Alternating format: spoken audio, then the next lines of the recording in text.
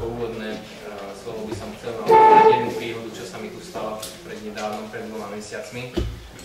Asi o čom to je naše združenie a ako sa stará o svojich členov.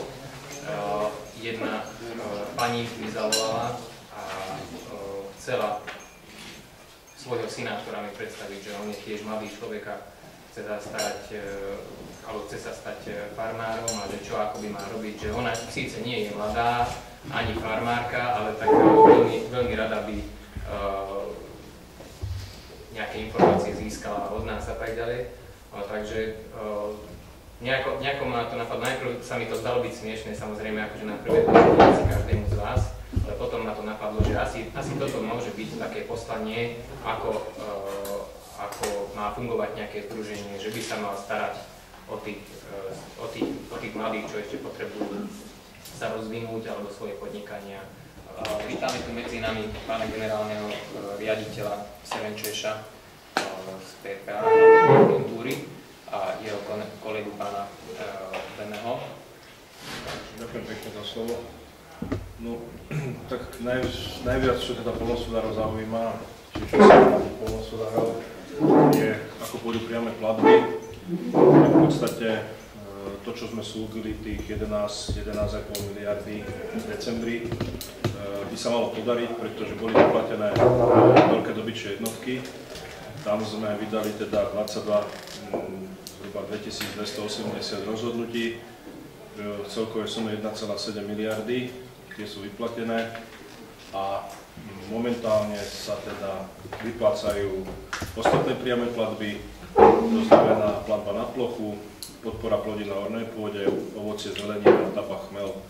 Takže toto sú platby zhruba v objeme 9,5 miliardy a malo by to byť vyplatené najneskôršie na budúci týždeň v pondelok.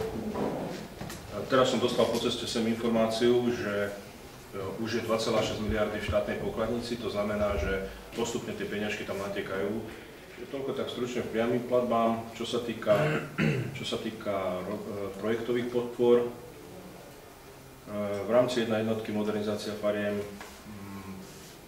vyhodnocujeme projekty v rozpätí 100 až 75 bodov. Zatiaľ je podpísaných zhruba 280 projektov. Tie, ktoré sú podpísané z obidvoch strán, sú aj na internete. Tam ich je 169.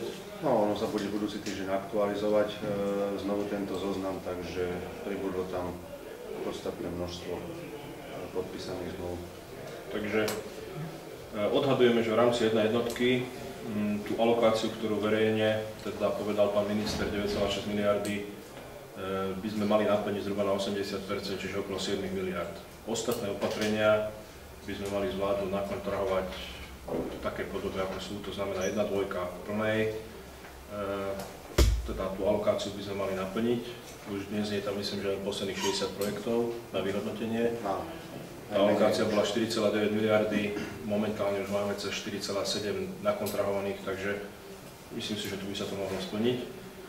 No a čo sa týka 1,6 a 3,3, to je vzdelávanie, tam sa momentálne pozastavilo vyhodnocovanie z toho dôvodu, že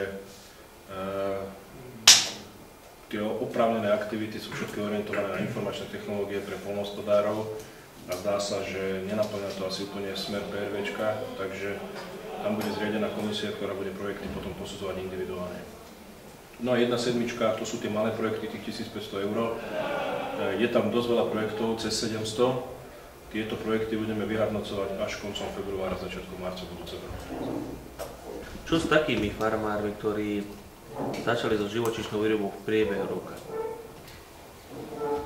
Či ste také niečo nezvažovali? No, poviem pravdu, že sme to nezvažovali, čo s tým, ale vzhľadom k tomu, že od budúceho roku sa mal zmeniť systém podpory v poľnohospodárstve, mal by byť viacej orientovaný smerom teda k živočíšnej výrobe, ovociu, zelenine. Takže tam sa teraz aktualizuje sa systém evidencie zvierat tak, aby bol dostupný v reálnom čase. To znamená, že pôjde sa na to, čo bude skutočne v evidencii a mala by tá evidencia veľa pružnejšia, ako je doteraz. To znamená, doteraz funguje na ročnej báze, tam od nového systému sa požadovalo, že by to boli dvojtýždňové intervaly.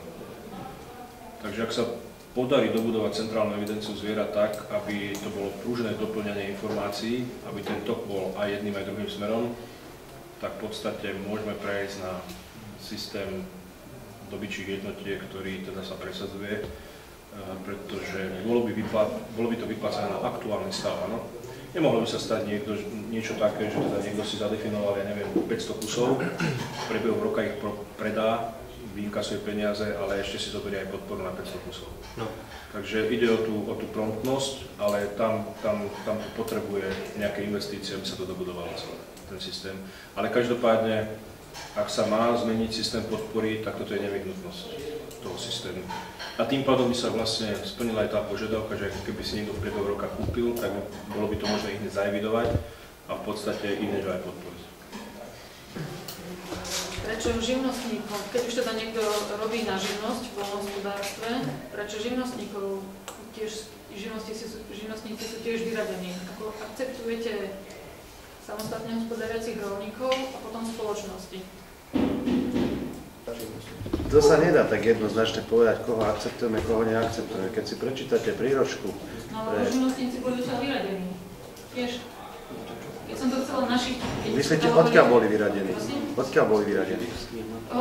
Došla som do jednej agentúry s tým, že som to chcela našiť, že si kúpim teda tie fóliovníky a že akože budem pestovať papriku na voľakej teda ploche, s tým, že potrebujem ten fóliovník na výrobu aj pre mňa, tak jak sme išli podľa tých položiek, tak ja ako živnostník tam nepatrím proste. Keď si zoberiete oprávnený žiadateľ, kto je oprávnený, a my máme v príručke, že nemôžete čerpať na takéto činnosť. Tak mi povedal, že som v tej agentúre. Pokiaľ máte v predmete činnosti poľnohospodársku prvovýrobu, tak to ste oprávnení žiadateľom. Bez ohľadu na to, či ste obchodná spoločnosť, alebo podnikáte na základe živnostenského oprávnenia, alebo ste súkromní hospodárci rolník. Tam mi povedali, že iba samostatné hospodáriaci rolníci a spoločnosti, živnostníci nie. Tak to nebola vhodná informácia, dobrá informácia. Keď si pozriete, však tuto vidím, že kolegovia vaši prikyvujú, že je to tak. V čase výzvy výzva obsahovala pevný určitý stanovený kurz koruna-euro. To bolo, čo ja viem, príklad 35 korún. Konverzný kurz bude známy. Pokiaľ som dostal ponuku do zahraničia vo výške 100 000 eur, v tom čase to bolo 3,5 milióna korún. Čiže aj zmluvu si mal pevná. Áno. Ako to bude po novom roku, keď to budem realizovať? Na to nemáme ešte odpoveď z Európskej komisie, pretože budeme prekračovať ten hlavný limit v eurách. Nevieme, či si to môžeme dovoliť, ale inú šancu nemáme, lebo ak máme využiť princíp nediskriminácie, tak musíme postupovať tak. Ja som veľmi rád, že ste prijali naše pozvanie aj s kolegom. Takže tá naša beseda alebo komunikácia bude oveľa pružnejšia.